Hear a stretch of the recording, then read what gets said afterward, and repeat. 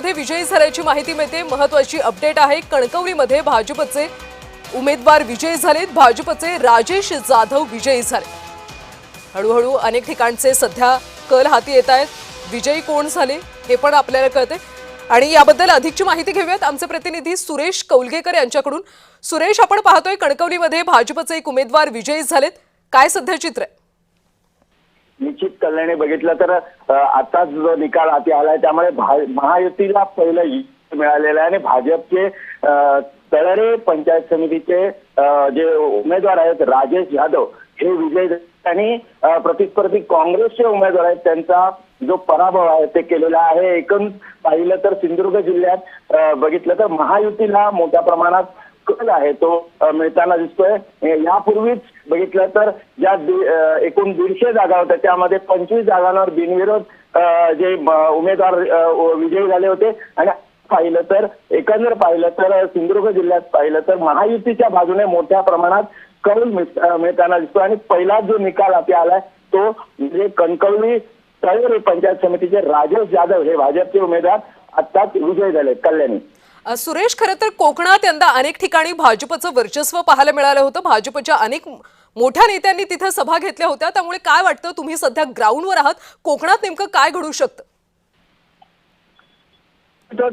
पाहायला गेलं तर अजित पवार यांच्या निधनानंतर जी उपमुख्यमंत्री जी सभा होती ती रद्द करण्यात आली होती। मात्र उपमुख्यमंत्री एकनाथ शिंदे यांनी महायुतीच्या वतीने जाहीर सभा घेतली आणि त्या सभेनंतर बघितलं तर एक मोठं वातावरण निर्माण झालं आणि सिंधुदुर्ग जिल्ह्याचा विचार केला असता सिंधुदुर्ग जिल्हा हा कायम राणेंच्या भोवतीच राजकारण फिरतं आणि यावेळी बघितलं तर खासदार नारायण राणे यांनी महायुती केल्यामुळे बघितलं तर मोठ्या प्रमाणात जे यश आहे ते आता या निकालावरून महायुतीला मिळताना दिसत आहे। त्यामुळे गेली 28 वर्षाचा गड पुन्हा एकदा राखणार अशीच जी एकूण निकालावरून आताच्या हाती आलेल्या निकालावरून स्पष्ट होतोय।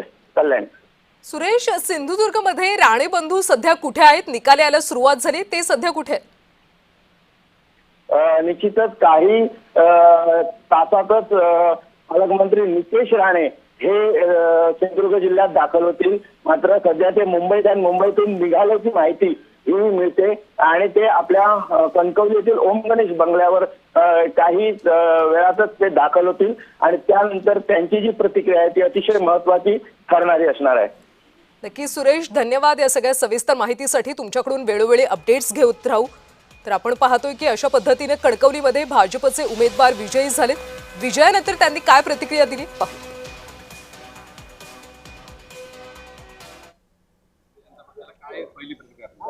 मी प्रतिक्रिया एवढी देतो की माझे जे मतदार आहेत त्या मतदारांनी तर खरोखर आभार व्यक्त करतो आणि आम्ही ग्रामीण भागात राहणारे आम्ही कार्यकर्ते आणि खरोखर मतदारांनी एकदम भरपूर मला मतदान देऊन मला विजय संपन्न केलेला माझा आणि माझे जे नेतेजी राणे माझ्यावरती विश्वास ठेवला आणि त्या विश्वासाला मी सार्थ गेलो आणि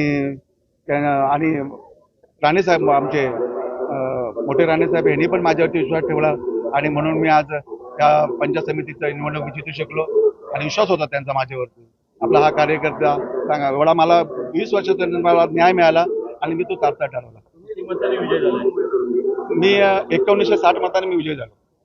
तुमच्यासमोर कोण उमेदवार होते, कुठल्या पक्षाचे? माझ्या सामने काँग्रेसचे उमेदवार वरुणकर म्हणून होते तळ्यातून आणि तेही तुल्यबळाचे उमेदवार होते। त्यांचंही काम चांगलं होतं आणि त्यांनाही मी शुभेच्छा देतो आणि त्यांचंही कामाला मी कुठेतरी